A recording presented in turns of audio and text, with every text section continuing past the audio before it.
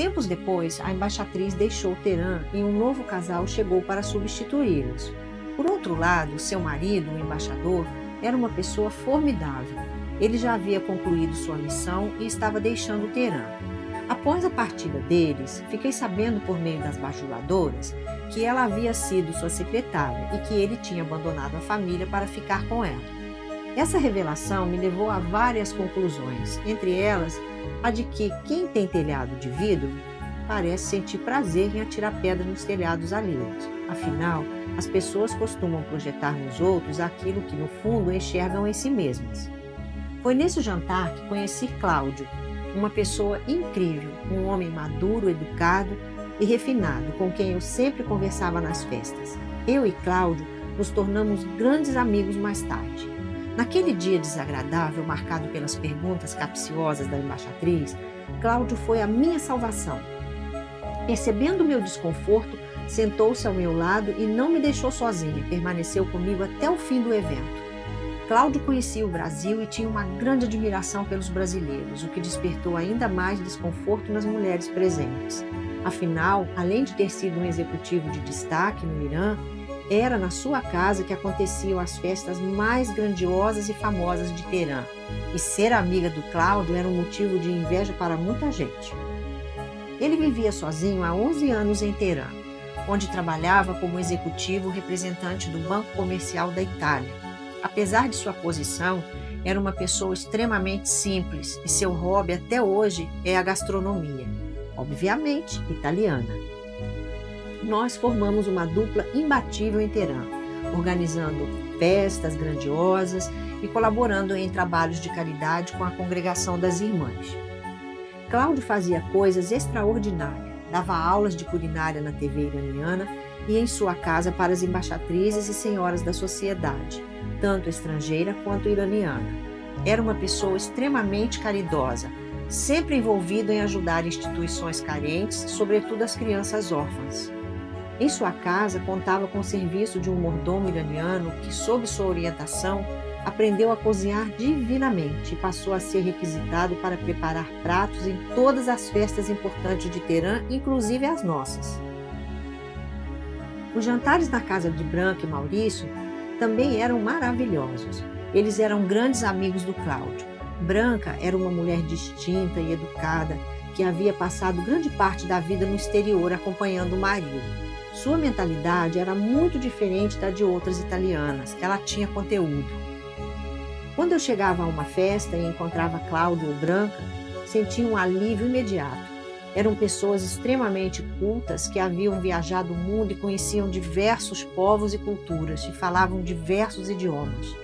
Entre nós nunca faltava assunto, estávamos sempre juntos.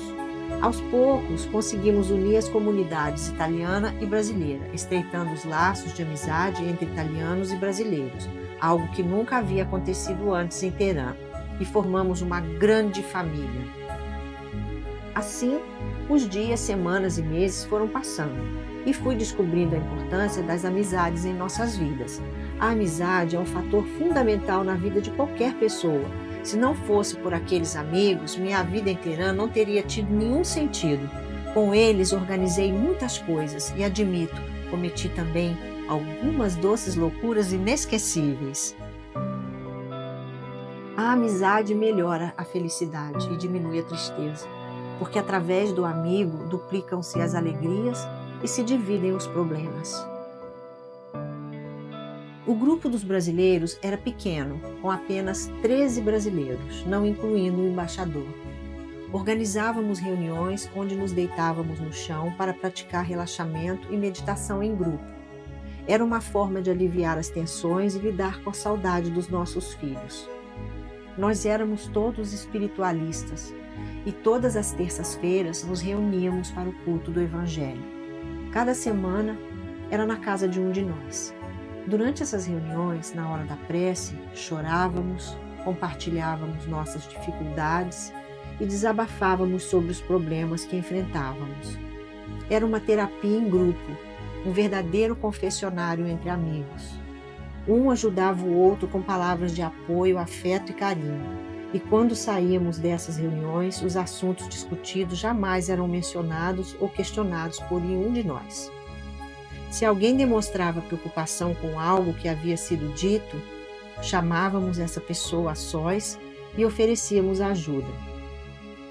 Depois das reuniões, sempre havia um jantarzinho descontraído com caipirinha, vinho e diversão, de uma maneira de aliviar o peso da saudade e fortalecer os nossos laços de amizade. Éramos um grupo único de amigos especiais de alguma forma.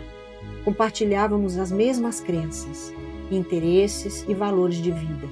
Sabíamos que as pessoas daquele grupo não se encontraram por acaso, e isso era algo que todos reconhecíamos. Luigi costumava dizer que, embora os brasileiros fossem poucos em relação à comunidade italiana, que contava com mais de 400 pessoas, éramos muito mais unidos e fazíamos muito mais barulho em Teherã. Tínhamos contato com os outros brasileiros, porém, o nosso pequeno grupo era composto pelo coronel, Yuki, sua filhinha Maia, o capitão, a Maria, o Licério, Tarsília, Luigi e eu. E esse grupo passou a ser admirado por todos, pela nossa união e amizade. Dessa forma, o tempo foi passando mais ameno, mais colorido e mais divertido. Devido ao nosso relacionamento com os italianos, os brasileiros começaram a ser convidados para os jantares e outros eventos organizados pelo nosso pequeno grupo dos amigos italianos, e estávamos sempre todos juntos. Mas a melhor ocasião aconteceu em um jantar na casa do João e da Kim, um casal jovem. Ele era italiano e ela chinesa. E foi lá que finalmente fui apresentada à famosa irmã Bernarda. Tanto o Cláudio quanto a Branca já haviam me falado muito sobre ela. A irmã Bernarda era uma freira brasileira, líder da Congregação do Divino Espírito Santo, que vivia em missão há mais de 53 anos em Teherã. Conhecê-la foi uma das melhores coisas que me aconteceu. Nosso encontro foi como um encontro de almas, muito divertido, mas também constrangedor ao mesmo tempo. Estávamos sentadas à mesa com a Nahila, a senhora que conheci logo quando cheguei em Teherã, na estação de esqui das montanhas. Ela era extremamente engraçada, divertida e alegre, psicóloga de profissão. Nahila contava com seu humor característico, como ensinava os africanos a usarem preservativos durante o tempo em que viveu na África. Ela descreveu que, depois de pensar muito como explicar, reuniu todos, pegou um cabo de vassoura e, de maneira prática, demonstrou como usar o preservativo. Sua história deixou todos à mesa rindo, ao mesmo tempo que provocava aquele tipo de constrangimento divertido que só uma boa anedota pode causar. Nahila contou que no dia seguinte à sua demonstração, na porta de todas as casas havia um cabo de vassoura com preservativos. A história foi muito divertida, mas as irmãs Bernarda e Eduarda, que estavam conosco à mesa, acharam aquilo um verdadeiro horror. As duas ficaram coradas e visivelmente envergonhadas com o relato de Nahila, que por sua vez sorria e gesticulava, achando muita graça da situação, e eu não conseguia parar de rir. Apesar disso, nossa conversa girava em torno de caridade, e aproveitei a oportunidade para oferecer ajuda às irmãs. Também pedi para conhecer a escola, sem saber que a irmã Bernarda já tinha ouvido falar muito sobre mim, pois Tarsília já havia mencionado meu nome a ela. Sempre que um brasileiro chegava, despertava grande curiosidade. Voltei para casa radiante. A cada dia descobrir um novo brasileiro me trazia uma alegria imensa, mas conhecer a irmã Bernarda foi ainda mais especial, pois vi naquele encontro a possibilidade de fazer algo significativo, ser útil, contribuir de alguma forma. Tarsília já atuava como voluntária, ministrando aulas na Escola das Irmãs para crianças e jovens especiais. E foi ela quem me levou pela primeira vez à oficina onde esses jovens realizavam trabalhos em madeira. Lá, pude observar parte da missão daquelas 8 mulheres missionárias que dedicaram suas vidas à caridade. A missão daquelas mulheres era proteger e orientar os cristãos que viviam naquela região. Elas eram dissidentes da Igreja Católica e haviam formado sua própria congregação. Construíram igrejas e escolas, muitas das quais foram destruídas ou tomadas durante a guerra Irã-Iraque. Eram mulheres sozinhas, guerreiras, que enfrentavam tudo e todos. Foi a primeira e única congregação de mulheres no Médio Oriente. A história delas renderia livros suficientes para preencher as prateleiras de uma biblioteca inteira.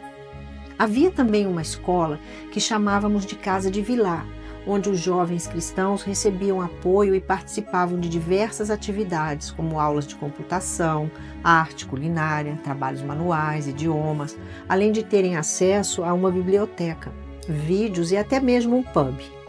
Era semelhante aos grupos de jovens que existiam no Brasil antigamente. No entanto, a escola estava funcionando de forma limitada, quase parando, porque muitos jovens, isolados da sociedade por serem cristãos, estavam se convertendo ao islamismo. Na primeira vez que voltei ao Brasil, após conhecer as irmãs, fui aos meus guardados, peguei meus pincéis e minha caixa de tintas que haviam sido esquecidos em um armário por mais de 20 anos e decidi me arriscar novamente na pintura sobre porcelana em Teherã, com o único objetivo de ensinar aqueles jovens. Compramos um forno refratário e doamos para a escola. Todas as vezes que viajava ao Brasil ou à Itália, retornava com uma mala cheia de pincéis e tintas para os alunos.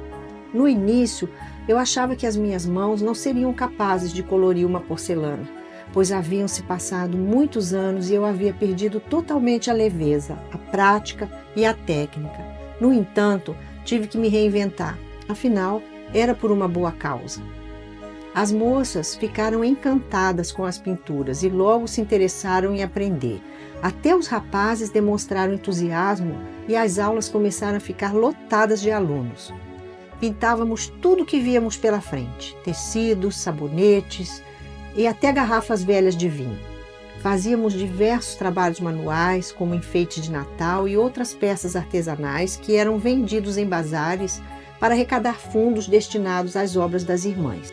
Cláudio dava aulas de culinária italiana, Tarsila ensinava yoga, tai chi chuan e ajudava no grupo de crianças especiais.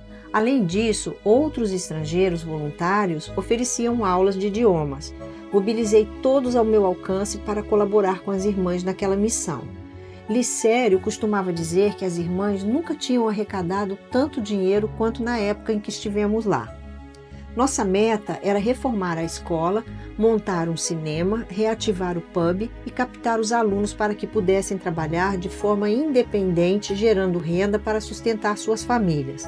Saber que podia ajudar pessoas como voluntária tornou os meus dias mais alegres e coloridos, perdida no meio dos pincéis e das cores das tintas.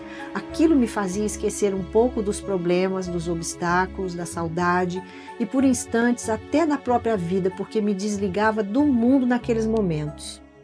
A amizade é fator fundamental na vida de qualquer pessoa. Os amigos nós escolhemos. Eles são anjos que nos deixam de pé quando nossas asas têm problemas em se lembrar de como voar, extrapolando todos os limites, sobretudo do tempo, lugar e distância.